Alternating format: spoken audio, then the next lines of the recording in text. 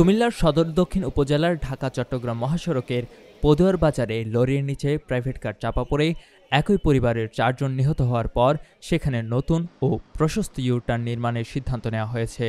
মহাসড়কের আলেকাচরেও নির্মাণ করা হবে আরও একটি ইউ-টার্ন। এছাড়া কোনো হোটেল ও রিফুয়েল স্টেশন এবং কোনো বাস কাউন্টার থাকতে পারবে না। কুমিল্লা নোয়াখালী মহাসড়কের মাথায় পদুয়ার বাজারে কোনো বাস স্টপেজ থাকবে না। সোমবার বেলা ১২টায় মহাসড়ক পরিদর্শন শেষে জেলা প্রশাসক মোহাম্মদ আমিরুল কায়সার সাংবাদিকদের সঙ্গে আলাপকালে এই কথা জানান। জেলা প্রশাসক মোহাম্মদ আমিরুল কায়সার বলেন, ঢাকা-চট্টগ্রাম মহাসড়কের কুমিল্লার পদুয়ার বাজারে পল্লী বিদ্যুৎ সমিতির কার্যালয়ের মুখে পুরনো ইউ-টার্ন থেকে ৫০০ মিটার সামনে নতুন ও প্রশস্ত আরও একটি ইউ-টার্ন নির্মাণ করা হবে।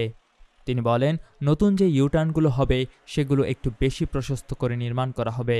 নতুন ইউ-টার্নগুলোর এলাকায় একটি করে লেন বৃদ্ধি করা হবে, যেন যানবাহনগুলো ঘুরে আসতে কোনো ধরনের বিঘ্ন না ঘটে। খুব দ্রুত সময়ের মধ্যে এসব সিদ্ধান্ত বাস্তবায়ন করা হবে বলে জানান তিনি। আমাদের এক্সিস্টিং যে ইউ-টার্নটি রয়েছে এটি আসলে একেবারেই শহরের নিকটবর্তী হওয়ার কারণে অনেক সময় উল্টা পথে যানবাহন এই দিক দিয়ে পার হয়ে যায়। এটিকে আমরা প্রায় ১ থেকে ১.৫ কিলোমিটার পূর্ব দিকে সরিয়ে আনার সিদ্ধান্ত নিয়েছি।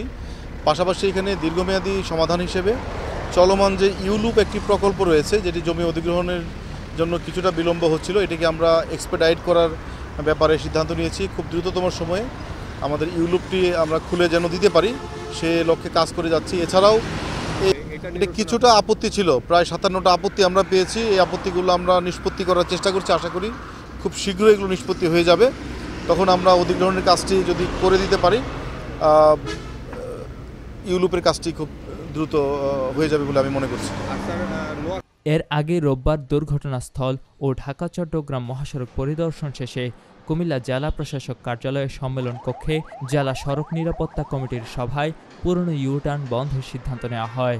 জেলা প্রশাসক মোহাম্মদ আমিরুল কায়সারের সভাপতিত্বে সভায় জেলা পুলিশ সুপার নাজির আহমেদ খান, সেনাবাহিনীর ২৩ বীরের অধিনায়ক লেফটেন্যান্ট কর্নেল মাহমুদুল হাসান, সড়ক ও জনপথ বিভাগের নির্বাহী প্রকৌশলী খন্দকার গোলাম মুস্তফা, বিআরটিএ সহ বিভিন্ন দপ্তরের কর্মকর্তা ও পরিবহন মালিকরা অংশ নেন। কুমিল্লার কাগজ নিউজ ডেস্ক।